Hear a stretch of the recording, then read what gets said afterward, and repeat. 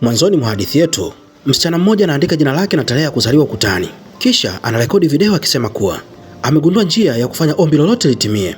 Ombi lake ni rahisi, anataka watu wote waliomnyanyasa wafe. Mara tu baada ya kusema hivyo, anajiua huku macho yake yakiwa yamejaa chuki kali. Baada ya hapo, miaka 3 baadaye, tunakutana na mtu anaitwa Sea, mwanariadha mwenye kipaji kikubwa na mustakabali mzuri. Anaishi maisha ya kawaida na yenye utulivu. Kila asubuhi huenda shule pamoja na mpenzi wake Jianwoo, wakizungumza na kucheka na marafiki njiani. Darasani, mwalimu anatangaza matokeo ya mtihani wa hisabati. Kisha anasema wanafunzi wawili wamepata alama kamili. Mmoja ni rafiki wa Sea aitwaye Hajun, ambaye daima huwa mwanafunzi bora, hivyo hakuna anayeshangaa. Lakini mwanafunzi mwingine ni Yang-wook, ambaye kawaida huwa wa mwisho darasani. Kila mmoja anashangaa, hata mshikaji mwenyewe anajishangaa.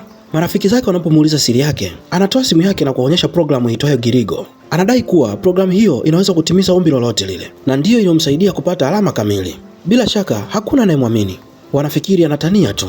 Jianwoo anajaribu kuitafuta kwenye App Store, lakini haionekani. Mwisho wa siku jamaa anawatumia linki ya kuweza kupakua programu hiyo. Kwa udadisi, Jianwoo anaipakua. Mara tu anapoifungua, kamera ya simu ya mbele inajiwasha yenyewe. Yang-wook anawaeleza kuwa mtumiaji lazima aandike jina na tarehe ya kuzaliwa kwenye karatasi, kisha rekodi video akieleza ombi lake. Baada ya kuituma hiyo video, ombi lake litakamilika muda mfupi baadaye. Inaonekana kama utani, hivyo hakuna anayelichukulia kwa uzito. Baada ya kila mtu kuondoka, ghafla muda wa kuhesabu kurudi nyuma unaonekana kwenye simu ya Yang-wook. Anafikiri ni muda wa kusubiri kabla ya kutumia tena program na anaupuuza. Siku ya kuzaliwa ya Yang-wook inakaribia. Kabla ya sherehe, rafiki yake Nari anamzungumzia vibaya kwa Sea kwa siri. Nari anatokea katika familia ya kitajiri na daima amekuwa kimdharau Yang-wook. Anaamini kuwa yeye ni mtu asiye na maana na mwenye maisha ya kushindwa kila siku. Wanaposhuka ngazi wanakutana na Yang-wook. Ili kuficha mazungumzo yao, Nari anadanganya na kusema kuwa walikuwa wanajadili zawadi ya siku ya kuzaliwa kwake. Lakini anapomwona Yang-wook akijaza soseji mdomoni, anashindwa kuficha dharau yake. Yang-wook anatabasamu tu, lakini ukweli ni kwamba amesikia kila kitu alichokuwa anasema. Darasani anashindwa kuzingatia masomo. Hawezi kukubali kudharauliwa na marafiki zake. Usiku huo hawezi kusoma kabisa na anaendelea kutumia dawa za kupunguza mawazo. Baadaye anapigiwa simu na Sea, lakini badala ya kusikia sauti yake, anasikia marafiki zake wakimcheka kwa pamoja. Kwao Yang-wook inaonekana ni kama anajipendekeza tu na wala hahitajiki. Maneno hayo yanamuumiza sana na kumjaza hasira mshikaji. Asichokijua ni kwamba Sea hakupiga simu wakati huo. Kwa kweli Sea alikuwa mazoezini kwenye ukumbi wa michezo akifanya mazoezi ya kuruka mbali. Siku chache kabla, kocha wake alimwambia amechaguliwa kujiunga na timu ya taifa. Baada ya mazoezi, Sea anamwambia Jianwoo habari hiyo njema. Anafurahi sana kwa ajili yake na hata ananunua kuku kukaanga ili kusherehekea kwa ajili yake. Wakati huo Sea anaona simu kadhaa ambazo hajazijibu kutoka kwa Yang-wook na anampigia. Akiwa na hasira zilizofichwa, Yang-wook anauliza kama kweli hataweza kuhudhuria sherehe yake ya kuzaliwa. Sea anaomba msamaha na kueleza kuwa amechaguliwa kwenda kwenye timu ya taifa. Mafunzo maalum ya timu ya taifa yataanza wikendi hiyo. Yang-wook anakata simu kwa hasira, lakini Sea anahisi kuna jambo lisilo la kawaida. Anajiuliza amewezaje kujua kwamba sitaweza kuja? Akiona Sea amehuzunika kukosa sherehe hiyo, Jianwoo anaandika jina lake na tarehe yake ya kuzaliwa kwenye karatasi. Kisha anafungua programu ya Girigo, ile ambayo Yang-wook aliwaonyesha kabla, na kutamani kocha airishe mazoezi kwa wiki moja. Baada ya kutuma video, alama ya ajabu inaonekana kwenye skrini. Siku inayofuata, Sea na Jiun wanaenda shuleni kama kawaida. Cha kushangaza, hawakutani na Nari njiani kama ilivyo desturi. Wakiwa darasani, Sea anamuona Yang-wook akiwa amelaza kichwa chake mezani, huku akiwa ameishikilia simu yake kwa nguvu na kutazama kona iliyotupu ndani ya chumba hicho. Ghafla simu yake inawaka. Muda wa dakika 3 wa kuhesabika kurudi nyuma unaanza. Sekunde inayofuata, Yang-wook anaanza kutetemeka kwa nguvu, kana kwamba kuna kitu kinamdhibiti. Marafiki zake wanakimbilia kumzuia, lakini muda mfupi baadaye anarudi kwenye hali ya kawaida. Kwa ghafla anatoa kisu kidogo kutoka kwenye boksi lake la vifaa vya shule. Jianwoo anajaribu kumzuia, lakini anasukumwa mbali. Mwili wa Yang-wook unaanza kutikisika na kujikunja, kana kwamba anapambana na nguvu isiyoonekana. Mwishowe anapoteza kabisa udhibiti na kumkimbilia Sea, lakini kwa bahati nzuri hamdhuru. Akiwa analia, anaendelea kupiga kelele, nisaidieni, nisaidieni. Lakini muda wa kuhesabu unapofika 0 na mbele ya macho ya kila mtu, Yang-wook anajitoa uhai. Kifo chake kinawashtua wote, hasa Sea. Miaka kadhaa iliyopita, Sea alipoteza wazazi wake wote wawili na baadaye akalelewa na shangazi yake. Siku moja alikutana na kijana aitwaye Jianwoo kwenye lift ya jengo lao, na ilibainika kuwa walikuwa darasa moja shuleni. Baadhi ya wasichana shuleni wakaanza kueneza uvumi kuwa Sea analeta mikosi. Wakati huo Jianwoo alimlinda na kumpongeza mbele ya watu wote. akisema kuwa alikuwa bingwa wa michezo mara 3 na kuongeza kuwa siku moja angekuwa ni nyota wa Olimpiki. Nari pia alimkaribia na kumwambia asijali maneno ya kitoto ya watu wengine, na kisha akamtambulisha kwa Hanjun, mwanafunzi bora darasani ambaye alivutiwa naye kwa mara ya kwanza alipomwona. Yang-wook yeye alikuwa ameketi mstari wa mbele kabisa. Alimpa Seo kishikizo cha funguo kama zawadi, na wote waliahidi kumlinda mwanafunzi huyo mpya. Kutokea hapo, watano hao wakawa marafiki wa karibu sana. Lakini sasa Yang-wook amekufa kwa njia ya kusikitisha mno.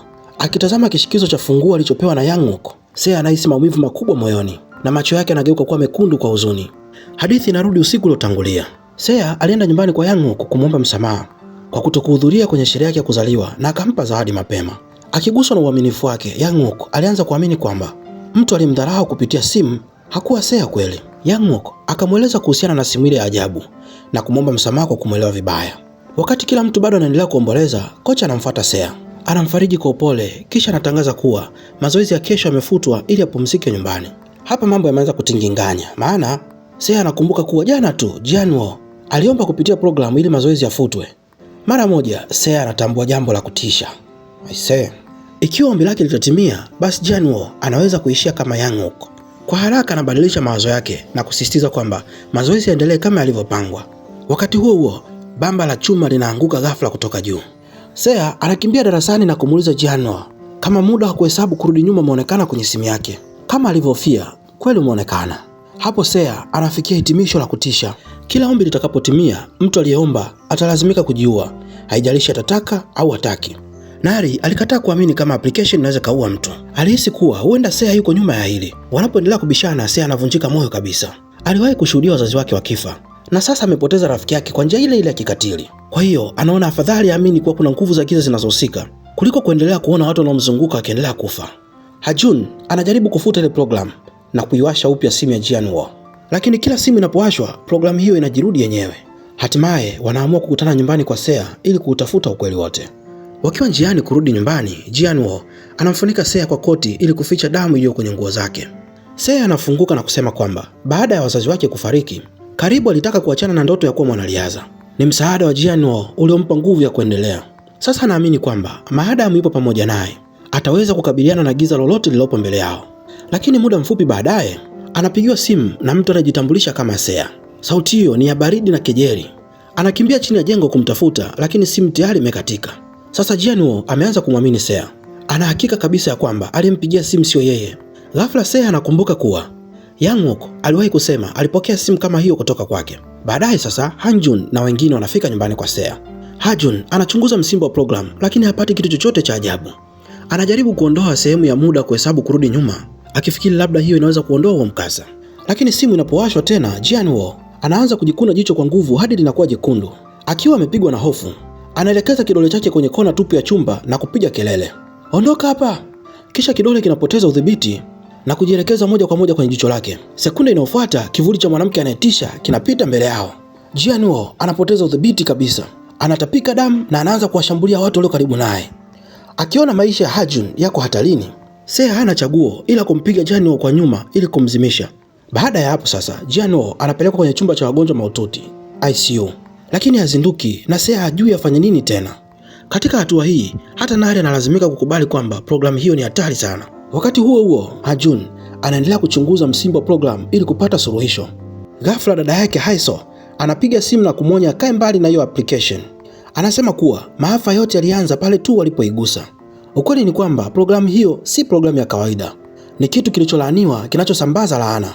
Haina umbo maalum, picha, video au kitu chochote. Kinaweza kuwa chombo cha kueneza laana hiyo, ili mradi tu kibebe nia au matamanio fulani. Kabla hajamaliza maelezo yake, Haiso anaona jambo la ajabu kuhusu nyoka mweupe aliyekuwa nyuma yake na mara moja anamwonya Hajun, Seo yuko hatarini. Hospitalini, hali ya Jianwo inazidi kuwa mbaya. Muda wa kuhesabu kurudi nyuma unapofika 0, moyo wake unasimama. Kwa kuwa na hamu ya kutaka kumwokoa, Seo anahatarisha maisha yake mwenyewe. Anapakua programu hiyo, anarekodi video ya maombi na kutamani Jianwo arudi katika hali yake ya kawaida. Hajun anapofika tayari ameshatuma ombi hilo. Seo anatambua kwamba watu wanaotoa matamko kupitia programu wanaonekana kuona vitu vya ajabu visivyo vya kawaida. Kwa hiyo anaamua kubeba laana hiyo mwenyewe ili afichue ukweli na kupata njia ya kuikomesha. Muda mfupi baadaye, muda wa kuhesabu kurudi nyuma unaonekana kwenye simu yake. Na kwa miujiza, Jianwo anafumbua macho na kuamka. Kisha Hajun anafichua kuwa dada yake ni mganga wa kiroho na anaamua kumpeleka Sea kwake. Wanasafiri hadi eneo la mbali wakipita msitu mnene na hatimaye wanafika nyumbani kwa Haisol. Anaishi pamoja na msaidizi wake na mpenzi wake aitwaye Bangwol. Mara tu Sea anapoingia uani anapigiwa simu na Jiwon. Anaonekana ni mwenye wasiwasi sana na anaendelea kuuliza yuko wapi. Akihisi kuna jambo si la kawaida, Haisol anamzuia haraka asijibu simu hiyo. Kama alivyodhani, mtu aliye upande wa pili wa simu anafichua sura yake halisi. Anaanza kupiga kelele kwa wazimu na kutishia kumtesa Jianwo hadi afe. Mbaya zaidi, Sea anaonekana kuwa chini ya udhibiti wa roho mbaya. Mwili wake hauwezi kusogea hata kidogo. Macho yake pekee ndiyo yanayoweza kuzunguka. Haisol anamwamuru Bangwol alete kamba ya majani na amfunge Sea kwa nguvu. Simu inapoanguka chini, hatimaye Sea anapoteza fahamu. Hali inazidi kuwa tete, na kwa sababu roho yake imekwama, Haisol haraka anaiweka simu iliyolaaniwa kwenye maji matakatifu. Kisha anatoa barakoa na upinde wa kitamaduni na anamwambia mdogo wake akae ndani ya nyumba bila kutoka. Haijalishi ni kitu gani kitatokea. Sea analazwa juu ya mkeka wa majani. Haisol anamnyunyizia maji yaliyobarikiwa na kufunga mikono yao pamoja kwa uzi mwembamba. Ibada ya kiroho inapoanza, roho ya Sea inaamka katika ulimwengu wa ajabu. Haisol anamwambia kuwa roho yake imefungwa ndani ya eneo ambalo laana ilianzia. Ili kutoka humo inabidi apite vyumba vitatu, kimoja baada ya kingine. Katika ulimwengu wa kawaida, Bangwol anawasha uvumba wa kwanza, na ndani ya ulimwengu wa laana mlango wa kwanza unaonekana. Kwa sauti ya tahadhari, Haisol anamwonya Sea, usigeuke nyuma hata mara moja. Ukinitazama, roho hiyo pia itakuona. Milango yote ya ulinzi niliyokuandalia itatoweka.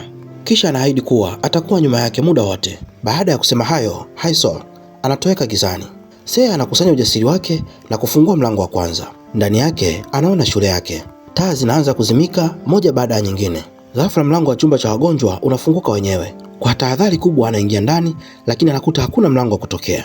Hivyo analazimika kutembea kinyume hadi kurudi kwenye korido yenye giza. Wakati huo anasikia sauti ya Yangook nyuma yake. Hofu inamjaa mara moja na anakimbia mbele kwa nguvu zote. Lakini anapokimbia mbele anamwona Yangook akimkimbilia huku ameshika kisu. Sekunde inayofuata Yangook anaanza kulia kwa uchungu na kumsihi, tafadhali niokoe. Sea anajaribu kutoroka kupitia dirishani, lakini eneo lote linaendelea kujirudia kama mzunguko usio na mwisho. Hakuna njia ya kutoka. Kisha Yangook anatokea tena nyuma yake. Kisha kwa mara nyingine anakufa tena mbele yake na tabasamu la kutisha usoni. Baada ya muda, Sea anatambua kwamba kiumbe hicho mbele yake si Yangook kwa kweli. Mara moja anasimama na kukimbia bila kuangalia nyuma. Kadri anavyoshinda hofu yake, udanganyifu huo unaanza kuvunjika na hatimaye anafanikiwa kutoka kwenye chumba cha kwanza. Mara tu baada ya hapo, Bangwol anawasha uvumba wa pili. Wakati huo Sea anajikuta kwenye eneo la ajali mbaya ya gari, na waathirika wa ajali hiyo ni wazazi wake. Mama yake anamkumbatia kwa nguvu na kujaribu kumbakiza mahali hapo kwa upendo na nguvu ya kifamilia. Katika ulimwengu halisi, Haisol anavuta uzi kwenye mkono wa Sea ili kumwamsha, lakini ndani ya ulimwengu wa laana Sea anahangaika. Anatamani kubaki na wazazi wake hata kwa muda mfupi zaidi, lakini pia anajua kwamba akifanya hivyo marafiki zake walio katika ulimwengu wa kweli wataendelea kufa mmoja baada ya mwingine. Mwishowe, kwa maumivu makubwa moyoni, anajinasua kutoka kwenye mikono ya mama yake na kukimbilia mlango unaofuata. Ghafla mlipuko unasikika. Sea anafungua macho yake na kuwaona Bangwol pamoja na Hajun mbele yake. Anafikiri amerudi katika ulimwengu wa kawaida, lakini sekunde inayofuata sauti ya Haisol inasikika tena masikioni mwake. Haisol anamwambia kuwa bado yupo katika chumba cha tatu. Anamwambia kuwa jambo pekee analopaswa kufanya ni kutafuta mlango wa kutoka na kutoka haraka iwezekanavyo. Lakini Bangwol anasema jambo tofauti kabisa. Anamwambia ageuke nyuma ili aweze kuona kiumbe cha kutisha kinachowafuatilia na kukiangamiza. Wakati huo huo, Hajun anaonyesha nyuma kwa hofu na kusema kwamba ili kumwokoa, yeye pia alitoa ombi kupitia programu hiyo. Ili kumwokoa rafiki yake, hatimaye Sea anaamua kugeuka nyuma. Lakini uamuzi huo wa haraka unakaribia kuleta maafa. Hiyo roho mbaya inamuona Haisol. Sasa Haisol analazimika kupigana ili kujinusuru. Kwa upande mwingine, Bangwol anapaswa kuwasha uvumba wa tatu. Wote wanatakiwa kutoka nje ndani ya dakika 3, la sivyo wote wanakufa. Mahali pengine, Sea anaingia katika giza totoro, na uzi uliokuwa umefungwa mkononi mwake unabadilika kutoka rangi nyeupe na kuwa nyekundu. Sekunde inayofuata, wanasesele wengi walioloa damu wanaanguka kutoka juu, na mwisho mwingine wa ule uzi umefungwa kwenye simu nyingine ya ajabu. Anapokuwa karibu kabisa na kifo, mshale unarushwa ghafla kutoka kizani na kuukata ule uzi. Haisol anatokea katika kiza, anamshika Sea na kumvuta kupitia mlango wa tatu katika sekunde za mwisho kabisa. Muda mfupi baadaye, Sea anafungua macho katika ulimwengu wa kweli. Lakini tatizo bado halijaisha. Haisol amefaulu kukata uhusiano kati ya Sea na ulimwengu wa laana, lakini ni kwa muda mfupi tu. Ili kumaliza kila kitu kabisa, lazima wapate na kuharibu kitu kinachobeba kiini cha laana hiyo yenye nguvu. Haisol anaamini kwamba huenda kitu hicho ni ile simu nyekundu ambayo Sea aliiona katika ulimwengu wa laana. Ni kwa kuipata na kuiharibu ndipo tu laana inapoweza kuvunjika. Kwa ajili ya kumlinda Sea, Haisol anampatia bangili maalum na kumwonya, ikiwa hii bangili itavunjika basi rudi hapa mara moja. Kwa sababu fulani, Haisol hawezi kuondoka nyumbani kwake, hivyo anamuomba Bangwol awalinde vijana hao wawili. Baadaye Hajun anaamua kuchunguza kompyuta ya Yangook ili kutafuta vidokezo zaidi. Anagundua kuwa Yangook alikuwa akiingia mara kwa mara kwenye mtandao wa kijamii, na mara ya mwisho aliingia siku moja kabla ya mtihani wa hisabati. Ghafla mtumiaji aitwaye Susan anapiga simu. Hajun anajifanya kuwa Yangook na kuanza kuwasiliana naye kwa kutumiana ujumbe wa message. Kupitia mazungumzo yao wanagundua kuwa Susan ndiye aliyependekeza Yangook kutumia programu hiyo ya Girigo, na ili kupata ukweli zaidi, Hajun anapanga kuonana naye ana kwa ana. Lakini Susan anapofika anatambua haraka kuwa amenaswa kwenye mtego na kuanza kukimbia. Kwa bahati nzuri, Sea ni mwanariadha mwenye kipaji cha ajabu. Kwa kasi yake kubwa na uwezo wa kuruka mbali, anamkimbiza na kumkamata Susan kwa urahisi. Akiwa chini ya shinikizo, hatimaye Susan anakiri kwamba programu hiyo ilitokana na hadithi ya mzimu iliyokuwa imechapishwa kwenye jukwaa la shule yao. Hata hivyo, chapisho la awali lilifutwa kwa kukiuka sheria za jukwaa. Susan anakumbuka kidogo tu. Anasema kuwa hadithi hiyo iliwahusu wasichana wawili. Mmoja wao alisemekana kuwa binti wa mganga aliyekuwa amepagawa na mizimu. Wakifuata kidokezo hicho, Hajun anaanza kuchunguza rekodi za zamani mtandaoni. Muda si mrefu anafanikiwa kupata picha za wasichana hao wawili. Mmoja ni Sion na mwingine ni Hyron, mtoto mganga wa kienyeji. Wakati huo, ghafla Sea anakumbuka ndoto ya kutisha aliyoyota usiku uliopita. Wasichana wawili aliowaona katika ndoto hiyo walionekana kuwa wanafunzi wale wale wa shule ya sekondari. Watatu hao wanamweleza Haisol kila kitu alichogundua na kuanza kutafuta madhabahu ambayo mganga huyo aliwahi kuishi. Hata hivyo, baada ya kutafuta siku nzima, bado hawawezi kuipata. Usiku huo wanakutana na mama mzee mwenye duka ambaye anawapa eneo sahihi la madhabahu hiyo. Anawaambia kuwa mara ya mwisho kuiona familia ya mganga huyo ilikuwa ni miaka 3 iliyopita. Sea anapoendelea kuuliza maswali, wanagundua jambo la kushangaza. Binti wa mganga hakuwa Hyron kama walivyodhani, bali alikuwa Sion. Wakifuata maelekezo ya mama huyo, watatu hao hatimaye wanafika kwenye madhabahu, lakini tayari ilikuwa imeachwa kwa muda mrefu. Kwa ajili ya usalama, Bangwol anawaambia Sea na Hajun wabaki nje. Anachora duara kuzunguka miguu yao na kumwaga chumvi ili kuimarisha kinga ya kiroho. Kisha anawaonya mara kwa mara kwamba chochote kikitokea wasijaribu kutoka nje ya duara hilo. Hivyo Bangwol anaingia ndani ya madhabahu akiwa peke yake. Ndani, sehemu hiyo imejaa irizi za ajabu na vifaa vya kutisha vya ibada. Akiendelea kuchunguza, anagundua kuwa ukuta mmoja unaonekana tofauti. Anapoondoa karatasi ya ukutani, anakuta irizi nyingi pamoja na mlango asili. Kwa tahadhari kubwa, anaingia chumba cha juu cha paa. Huko anakuta mfumo wa kuzimu uliotengenezwa sakafuni. Katikati ya chumba kuna duara la ibada la kutisha, kana kwamba kitu kibaya sana kilikuwa kimefungwa ndani humo. Hata kwa mtu kama Bangwol ambaye ameona aina nyingi za ibada za giza, eneo hilo linamfanya ahisi baridi kali mwilini. Wakati huo nje, Sea anatoka kwenye duara la chumvi bila kukusudia. Umbali mfupi mbele anaona mzimu wa Herion ukiashiria sehemu fulani ardhini, kana kwamba unamuongoza. Kana kwamba amepoteza uwezo wa kujizuia, Sea anaanza kutembea kuelekea sehemu hiyo. Kati ya magugu anaikuta sare ya shule pamoja na picha ya Sion na Herion.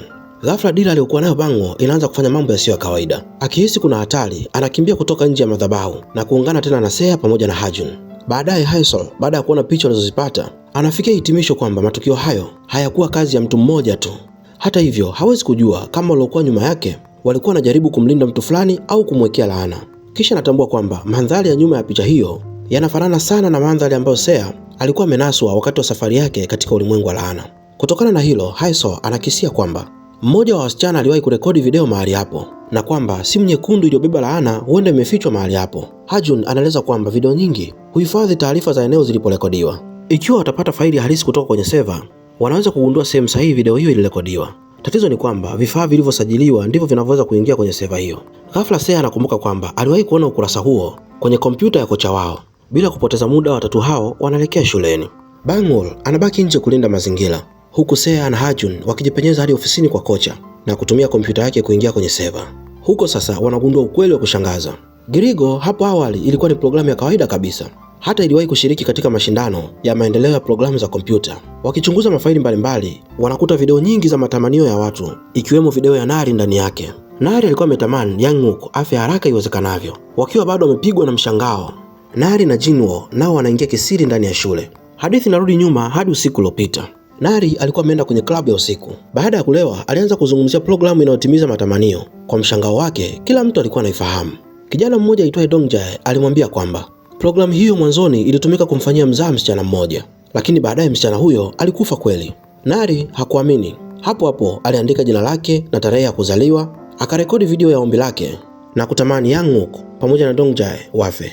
Mwanzoni aliona kama ni mchezo tu, lakini alipofika shuleni siku iliyofuata, alimuona Yang Wook akifa mbele ya macho yake. Muda mfupi baadaye, simu yake ilipokea ujumbe uliomjulisha kuwa ombi lake limetimizwa. Mara moja, hesabu ya saa 2 ikaanza kuonekana kwenye simu yake. Kilichomtisha zaidi ni kwamba alipofungua mitandao ya kijamii, aligundua kuwa Dong Jae naye alikuwa amekufa. Baadaye marafiki zake walipokuwa wakijadili kifo cha Yang Wook, Nari alitambua kuwa muda uliokuwa ukihesabika kwenye simu yake ulikuwa ndo muda uliobaki wa maisha yake. Na kwa hofu kubwa alimtafuta msichana aliyekuwa naye klabuni usiku huo na kumlazimisha aseme kila kitu anachokijua. Msichana huyo alikiri kwamba kulikuwa na msichana aitwaye Siwon aliyebuni programu hiyo ili kumtesa msichana mwingine aitwaye Helion, na kwamba kutokana na programu hiyo Helion alikufa. Kisha alimwambia Nari kuwa kama anataka kujua ukweli wote anapaswa kumchunguza Siwon, kwa sababu si tu kwamba aliyeunda programu hiyo bali pia alikuwa binti wa mganga wa kienyeji. Baada ya shule, Nari alienda nyumbani kwa Sea na kuanza kujadiliana na marafiki zake kuhusu njia ya kusimamisha hesabu hiyo ya kutisha kabla ya muda wake haujaisha. Kama ilivyokuwa kwa Jinwoo, Nari naye alianza kuona mzimu wa mwanamke wa kutisha. Aliogopa sana kiasi kwamba aliurekodi hata kwenye video. Baadaye Nari anajifanya kama amesahau begi lake na kwa ujanja akamfanya Sea amwambie nambari ya siri ya mlango wa nyumba. Kisha karudi ndani kisiri na kuipata simu ambayo Jinwoo alikuwa ameificha chini ya kabati. Wakati huo alichoka kuona kwamba muda wa kuhesabu kwenye simu ya Jinwoo ulikuwa umesimama. Cha kushangaza zaidi, muda wa kuhesabu kwenye simu yake umesimama pia. Nari alielekea hospitali na kugundua kuwa Jinwoo alikuwa ameamka saa 1 lililopita. Baadaye alikwenda chumbani kwa Sea na kupata kijitabu kilichoeleza kwa undani jinsi matamanio katika programu hiyo yalikuwa yakifanya kazi. Baada ya kuchunguza kila kitu kilichotokea tangu kifo cha Yang Wook, aligundua mfumo wa kutisha sana. Kila mara mtu alipoweka ombi kupitia application hiyo, muda wa kuhesabu wa mtu aliyetangulia unakuwa unasimama. Nari alitaka kuambia marafiki zake ugunduzi huo, lakini roho mbaya ikajifanya kuwa Sea na kutuma ujumbe kwenye simu ya Jinwoo. Ujumbe huo ulidai kuwa Sea amepata njia ya kusimamisha hesabu ya kifo. Hata hivyo, ujumbe huo ulimwambia Jinwoo asimwambie Nari siri hiyo kwa sababu haingewezekana kuwaokoa watu wote watatu. Nari alipoyaona hayo alikasirika sana. Alidhani marafiki zake walikuwa wamemsaliti. Usiku huo mdudu mwekundu ajabu alitambana kuingia kwenye jicho lake. Siku iliyofuata Jinwoo alienda nyumbani kwa Sea na kukutana na Nari. Alimweleza kuwa alimwona mzimu wa msichana mwenye kovu refu usoni akiwa amevaa sare ya shule yao. Aliomba waende wote shuleni ili kuthibitisha mzimu huyo alikuwa ni nani. Baadaye waliingia kwa siri kwenye zahanati ya shule na kuanza kuchunguza kumbukumbu za wanafunzi. Huko aligundua kuwa kulikuwa kuna mwanafunzi aitwaye Sion ambaye zamani alikuwa na kovu refu upande wa kulia wa uso wake. Ghafla Jion akamuuliza Nari kama naye alikuwa ameuona mzimu huo. Alimweleza kuwa alipoitazama video aliyokuwa amerekodi, aligundua kamera yake ilikuwa ikielekezwa kwenye kona tupu muda wote. Maneno hayo yalimfanya Nari kupoteza utulivu. Kwa hasira alimtaka Jinwoo aeleze alichokuwa anajaribu kumaanisha. Kisha alimuonesha ujumbe aliodhani ulikuwa umetumwa na Sea na kumshutumu kuwa alikuwa mbinafsi, lakini Jinwoo anamjibu kwa utulivu. Alimweleza kuwa mapema siku hiyo alikuwa ameenda kwenye kampuni ya simu na kufuta kabisa nambari yake ya simu. Hivyo hakuna mtu ambaye angeweza kutuma ujumbe kwenye nambari hiyo tena. Hii ilimaanisha kuwa Sea hakuwa ametuma ujumbe wowote. Kabla Nari hajapata muda wa kufikiri, mdudu mwekundu aliingia tena ndani ya jicho lake. Katika vurugu zilizofuata, alimjeruhi Jinwoo bila kukusudia. Baadaye alikimbia na kumfungia Jinwoo ndani ya shule. Hata alipomsia msaidie, Nari aliondoka bila ya huruma yoyote. Jinwoo alijaribu kuvunja kioo kupitia kizima moto, lakini hakufanikiwa. Na wakati huo huo, mzimu wa Sion ulitokea tena. Alianza kucheka kwa sauti za kutisha huku akimtesa Jinwoo. Nje ya shule, Bangwoo anaanza kuona dira yake inafanya mambo ya ajabu. Akihisi kuna hatari, alikimbia ndani ya shule na kufanikiwa kumwokoa Jinwoo. Lakini muda mfupi baadaye, dira inaanza kutikisika kwa nguvu zaidi. Kipande cha kioo kinaruka na kukata jicho la Bangwoo. Akiwa katika hali ya kuchanganyikiwa, alianza kuona mzimu wa Helion ukitokea mbele yake taratibu. Hadithi kisha inarudi miaka 3 nyuma iliyopita. Wakati huo Helion na Sion walikuwa marafiki wakubwa sana. Siku moja Helion alienda nyumbani kwa Sion na kukutana na mama yake ambaye alikuwa ni mganga wa kienyeji. Mganga huyo alitambua kitu cha ajabu katika jicho la kulia la Helion. Alisema kuwa kulikuwa na mwiba wa kiroho, ulipaswa kuondolewa ili jicho lipone. Akaweka maharage mekundu juu ya jicho lake na kumwambia asukutue mdomo kwa maji yaliyobarikiwa. Kwa mshangao mkubwa, wekundu uliokuwa katika jicho la Helion ulitoweka kabisa baada ya ibada hiyo. Kuanzia siku hiyo, Helion alianza kuamini sana mambo ya uganga pamoja na mizimu. Lakini Sion, yeye alikuwa tofauti kabisa. Aliuchukia uganga na zaidi ya yote alimchukia mama yake aliyekuwa mganga. Mara nyingi alikuwa akikimbia nyumbani na kujificha sehemu yake ya siri. Na shuleni alificha siri ya familia yake kwa uangalifu mkubwa. Wanafunzi walipomuuliza kuhusu maisha yake binafsi, mara nyingi alibadilisha maada na kuelekeza mazungumzo kwa Helion, akidai kuwa yeye ndiye aliyependezwa na mambo ya kiganga. Kutokana na uongo huo wa mara kwa mara, wanafunzi wengi walianza kuamini kuwa Helion yeye ndio binti wa mganga. Sion hakutaka kurekebisha dhana hiyo na kwa sababu alitaka kulinda siri yake. Usiku mmoja Helion alimkuta mama wa Sion akiwa amejeruhiwa na akamsaidia kumrudisha nyumbani. Akiwa humo aliona chumba cha ajabu juu ya paa kilichojaa vifaa vya ibada na ilizi mbalimbali. Badala ya kuogopa, yeye akahisi utulivu wa ajabu. Mganga huyo alipotambua hilo, alimpa wanasesele wawili wa kitamaduni na kumfundisha jinsi ya kutumia laana kupitia wanasesele hao. Alimwambia kwamba akifuata maelekezo yake angeweza kumdhibiti mtu yeyote atakayemtaka. Lakini Siwon aliona kila kitu kilichokuwa kinaendelea. Kwa hasira kubwa alimshutumu Haeron kuwa alimkaribia kwa makusudi ili kufichua siri ya familia yake. Lakini baada ya kutulia kidogo, Siwon aliufungua moyo wake kwamba alimchukia mama yake aliyekuwa mlevi na asiye na utulivu wa akili. Hata alisema kwamba wakati mwingine alitamani mama yake afe. Kwa upande wake, Haeron naye alimweleza siri yake. Alikuwa anampenda kwa siri mvulana wa darasa lake aitwaye Gitae. Siwon aliona jambo hilo si kubwa sana, kisha akamwambia kuwa atumie programu aliyokuwa ameitengeneza. Ilibainika kuwa Siwon alikuwa mwanachama wa klabu ya programu za kompyuta shuleni na alikuwa akitengeneza mradi wa mashindano wa uandishi wa programu.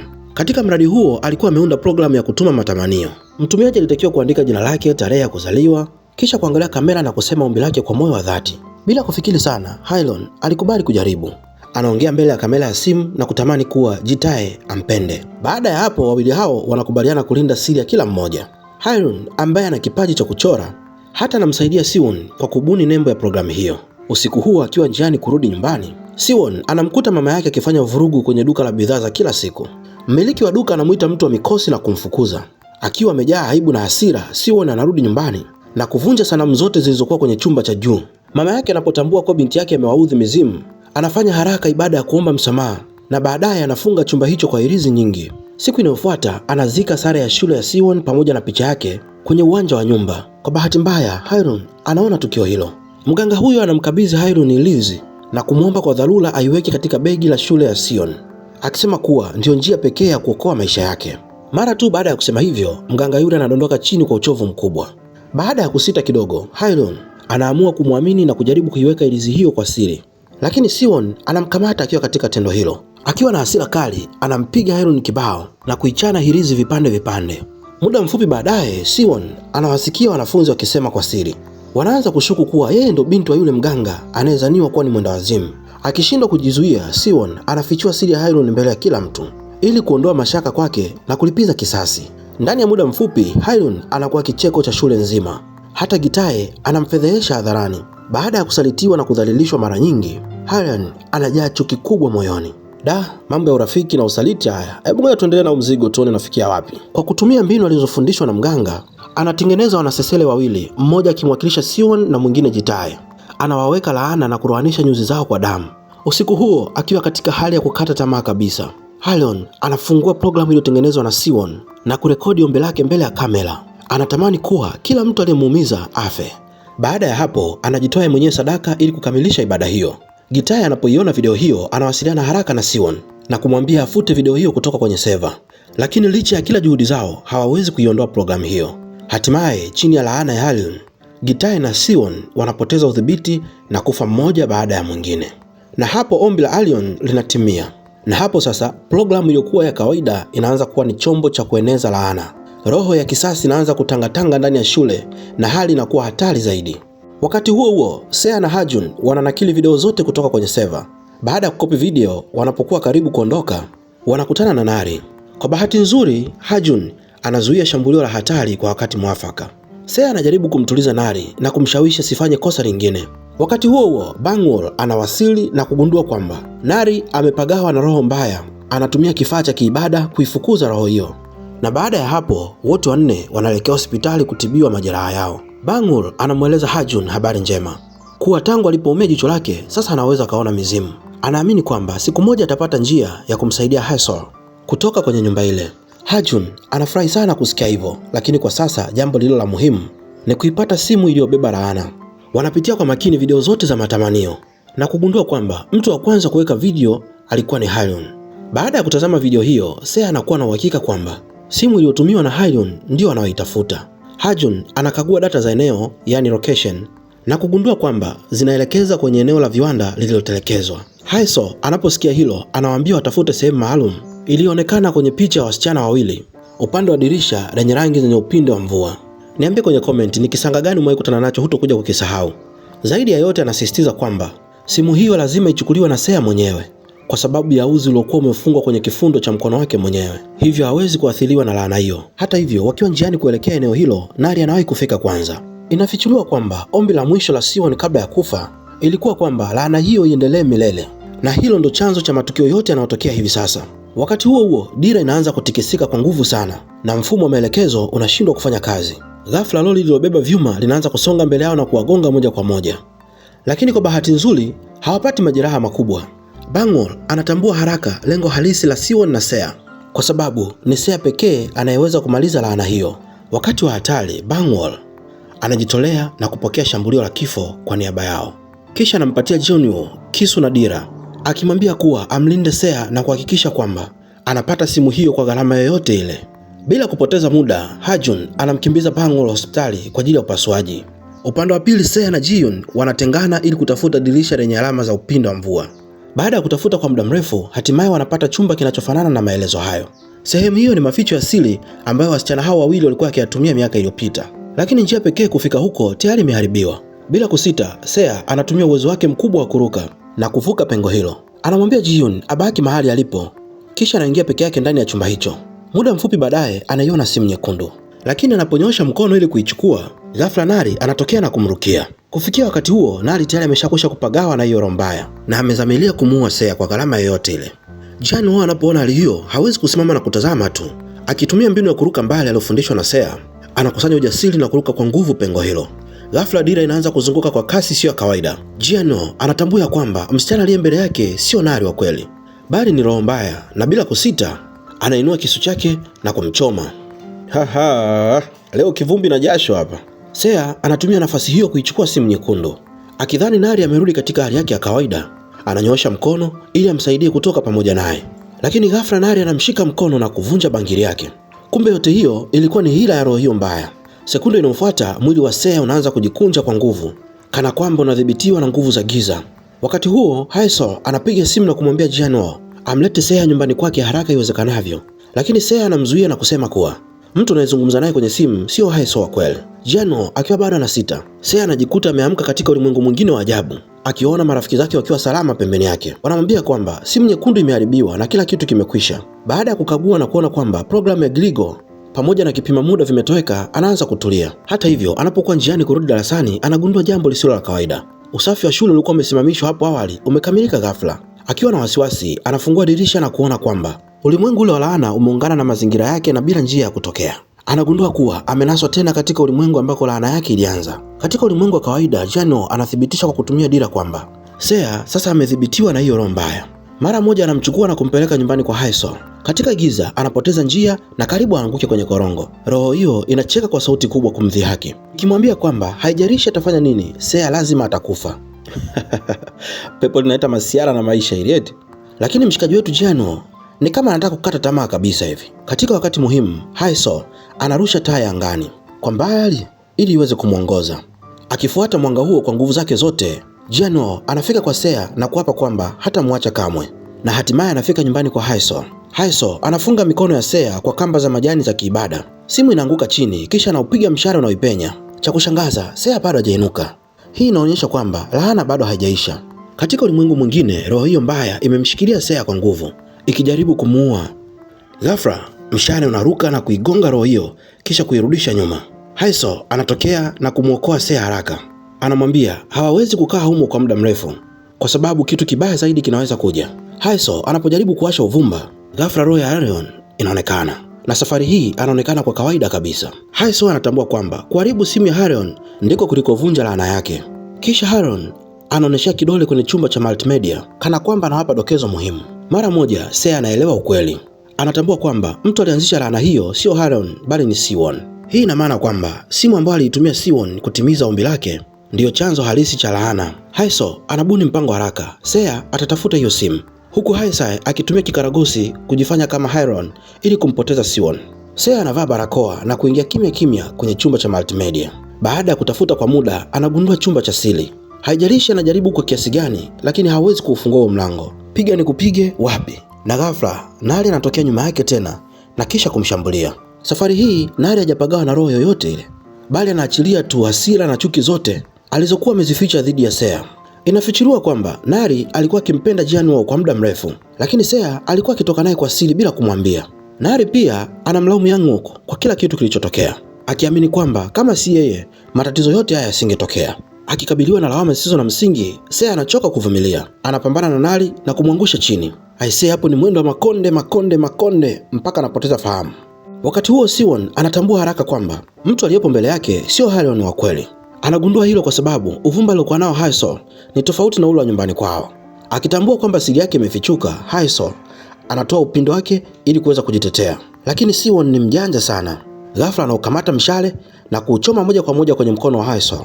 Mara hiyo Hyeon wa kweli anatokea na kumwambia Siwon aache. Lakini wakati huo Siwon amemezwa kabisa na chuki. Hivyo anaendelea kupigana kama mwenda wazimu.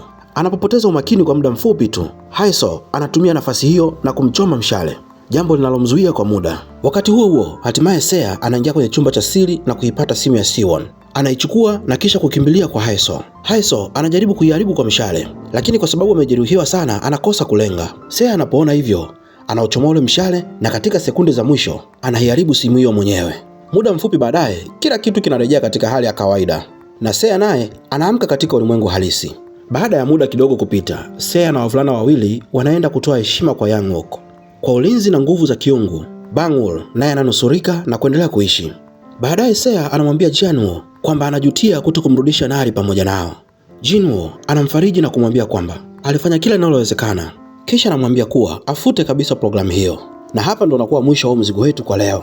Naambia hapo kwenye comment umejifunza nini kutoka kwenye hii story, na uniambie pia ni kisanga gani umewahi kutana nacho ambacho hutokuja kusahau.